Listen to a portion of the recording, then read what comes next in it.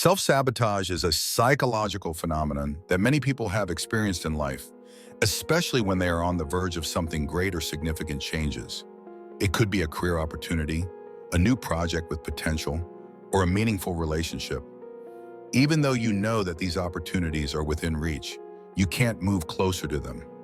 This happens when an invisible force holds you back, creating hesitation and internal resistance. This is the essence of self-sabotage. It feels like standing in front of a door, knowing that behind it lies everything you've ever wanted, but your hand freezes on the handle. People often think that self-sabotage results from a lack of willpower or discipline. However, the truth is far more complex. According to Carl Jung, self-sabotage is deeply rooted in our unconscious mind. The unconscious is a vast part of our psyche, storing repressed memories, unacknowledged desires, unresolved emotions, and patterns developed over the course of our lives. Jung argued that much of our behavior stems from this unconscious mind, even though we may not realize it. For instance, you might consciously want to succeed in your career, but deep down you may fear failure or even fear success, leading you to self-sabotage without realizing it. When the unconscious mind holds unresolved fears or issues, they manifest in self-sabotaging behaviors, like procrastination, perfectionism, or other actions that prevent you from achieving your goals. These conflicts between conscious desires and unconscious fears are what lead to the experience of self-sabotage. According to Carl Jung, an important concept in his work is the shadow, which represents the dark, hidden parts of ourselves that we often reject or are unwilling to acknowledge. The shadow contains everything we repress: emotions, thoughts, or actions that we deem unacceptable or potentially harmful to our self-image. These emotions can include anger, jealousy, fear, and even deeper psychological wounds we've experienced. The shadow is not inherently evil or malicious. It simply consists of parts of ourselves that we don't want to face because we feel they are incompatible or dangerous to our well-being. What's crucial is that Jung argued trying to eliminate or deny the shadow won't free us from its negative effects. On the contrary, the more we avoid it, the stronger it becomes and has a greater influence on our behavior. Jung asserted that these repressed parts don't disappear. Instead, they continue to affect our lives unconsciously, leading to self-sabotaging behaviors. For example, when we reject negative emotions such as anger or jealousy, these emotions don't vanish. Instead, they manifest in actions such as self-harm, hesitation, or even avoidance of crucial opportunities in life. Jung believed that one way to address self-sabotage is to confront our own shadow and accept these hidden parts of ourselves. Becoming aware of and bringing these parts into the light will help us understand ourselves better and reduce their impact on our actions. This doesn't mean we have to completely eliminate or deny the shadow, but we must learn how to work with it, integrating these parts into our conscious lives. By doing so, we can lessen the negative influence and achieve psychological growth. Carl Jung argued that to overcome self-sabotage, one must go through a process he called individuation, a long journey of integrating both the conscious and unconscious parts of the self. This process of becoming whole means that these two aspects, the conscious and the unconscious, are no longer separate or in conflict, but come together, creating a sense of unity within the person. This integration involves confronting the shadow, those parts of ourselves that we often deny or reject. These parts may include negative emotions, fears, or unresolved wounds. According to Jung, the process of individuation is not easy. It requires us to face parts of ourselves we would rather not acknowledge, the aspects hidden in the unconscious, and to accept them as an essential part of who we are. Confronting the shadow is a crucial step in this process, because only when we bring these unconscious parts into our conscious awareness can we truly grow and stop being controlled by self-sabotaging behaviors. Jung believed that one of the key factors in overcoming self-sabotage is self-acceptance, including accepting the aspects of ourselves that are uncomfortable or imperfect. Individuation not only helps solve self-sabotage, but also leads to psychological maturity.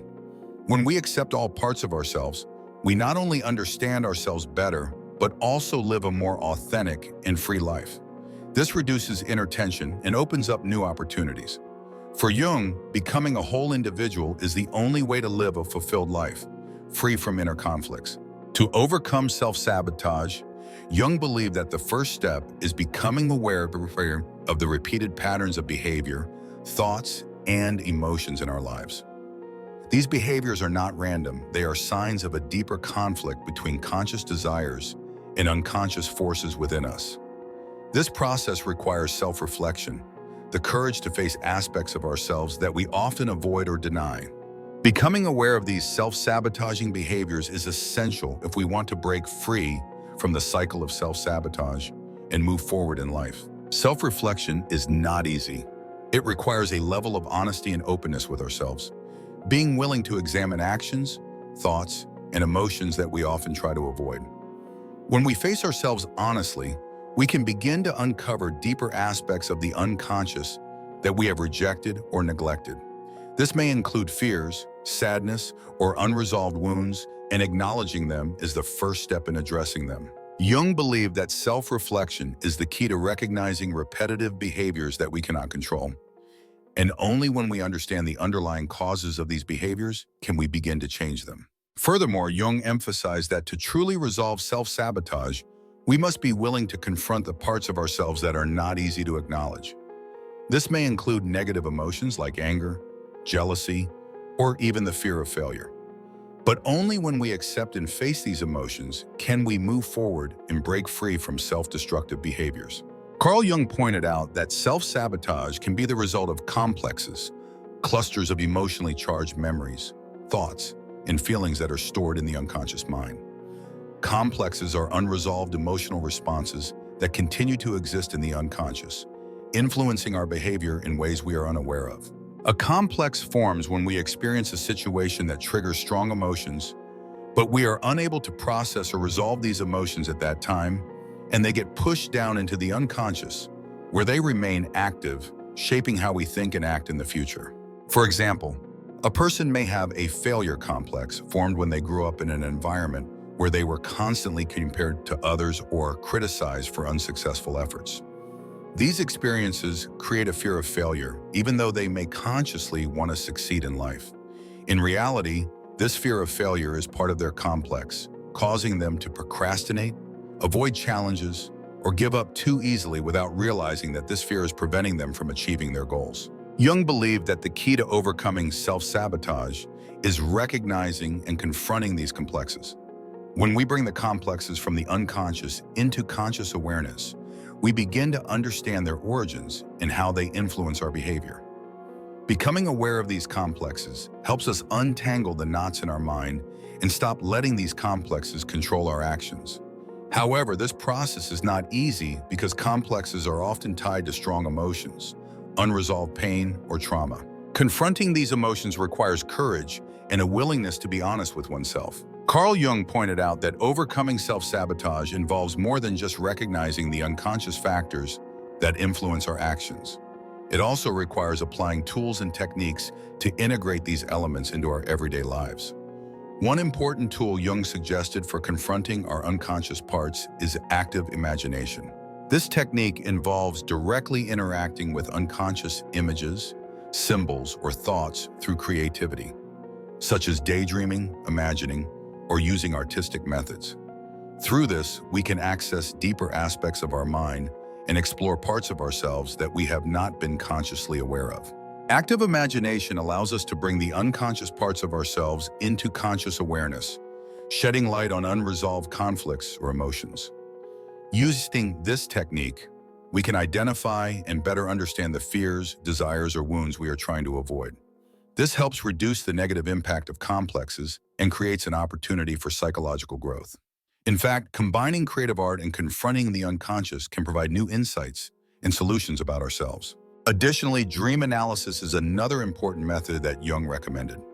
He believed that dreams are a gateway to the unconscious, where important messages about conflicts and unresolved issues reside. Paying attention to and analyzing dreams helps us understand the unconscious parts of our mind that may be driving our behavior without us realizing it. By reflecting on the symbols and underlying meanings in dreams, we can begin to decode the hidden parts of ourselves and integrate them into our conscious life. Finally, to truly overcome self-sabotage, Jung emphasized that this process requires patience and self-compassion. Confronting and accepting the unconscious parts of ourselves is a challenging journey that requires courage. However, as we begin to integrate these parts, we not only reduce the influence of self-sabotage, but also create psychological development, leading to a more harmonious and fulfilling life. Carl Jung emphasized that one of the key factors in overcoming self-sabotage is confronting and accepting our shadow. The shadow is not inherently bad, but rather it represents parts of ourselves that we refuse to acknowledge or want to deny. These parts may include negative emotions, fears, anger, or deep wounds we have experienced in the past. However, Jung argued that when we try to avoid or suppress these parts, they continue to exist in the unconscious and can strongly influence our behavior and decisions, leading to self-sabotaging actions that we are not consciously aware of. Jung believed that the way to overcome self-sabotage is to learn to accept and integrate these dark parts into our conscious life. This doesn't mean we have to eliminate or forget the shadow, but rather we need to face it honestly and naturally. By confronting these repressed parts, we begin to understand and take control of the unconscious forces that influence us, which helps reduce self-destructive behaviors. Accepting the shadow not only brings more freedom, but also leads to psychological maturity as we learn to work with the imperfect aspects of ourselves. To achieve this, Jung proposed that we need to practice self-reflection and active imagination, tools that help us engage with and work through our unconscious parts.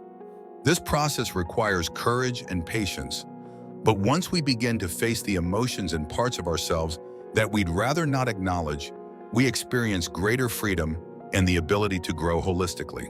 Jung believed that only when we learn to work with the shadow and accept these dark aspects can we break free from the cycle of self-sabotage and move toward a truly harmonious and fulfilled life. Carl Jung believed that in order to truly overcome self-sabotage, beyond confronting and accepting the unconscious parts of the mind, we must begin to act consciously. Jung emphasized that awareness of self-sabotaging behaviors is the first step, but to make a change, we need to take specific actions to break the cycle of self-sabotage. This is a process that requires us to actively face fears, uncertainties, and negative emotions that we previously avoided or denied. One way to change is by creating new habits that support our goals. Habits are behavioral structures that help reprogram the mind and body, allowing us to overcome self-destructive actions. For example, if you tend to procrastinate, instead of continuing to delay work, you could start by setting a habit of working for just 10 minutes at a time, followed by a break. Over time, this habit will help you overcome initial resistance and build momentum to carry out important tasks. Additionally, setting small and achievable goals is crucial. When we face self-sabotage, we often feel afraid due to overwhelming and distant goals. However, by breaking the goal down into smaller, more manageable steps, we can maintain motivation and avoid feeling overwhelmed. This not only helps reduce stress, but also allows us to make steady progress, building self-confidence with each small achievement. Jung also encouraged us to practice self-forgiveness throughout the process of change. When we understand that self-sabotage is often the result of unconscious wounds or fears, we need to show compassion to ourselves. Forgiving ourselves helps reduce self-blame and creates a positive psychological environment where true growth and change can occur. One of the important lessons that Carl Jung conveys through his work is the necessity of confronting and accepting the parts of ourselves that we often deny or hide. These parts, which Jung calls the shadow, may include negative emotions, unresolved wounds, or unacknowledged fears. However, avoiding these aspects not only causes internal conflict, but also leads to self-sabotage through uncontrolled behaviors. In reality, personal growth and development can only occur when we dare to face our shadow, learn to accept, and integrate these parts into our conscious lives. This lesson can be applied to daily life, especially for individuals over 30 who may have experienced various challenges and feel apprehensive about major life changes. Confronting fears or imperfections within ourselves helps us not only understand ourselves better, but also move toward a freer and more fulfilling life. Remember, it is when we acknowledge and integrate the parts of ourselves that we would rather ignore that we truly free ourselves from internal conflict and self-destruction. Only then can we find the strength to overcome limitations and continue progressing, no longer controlled by unconscious fears.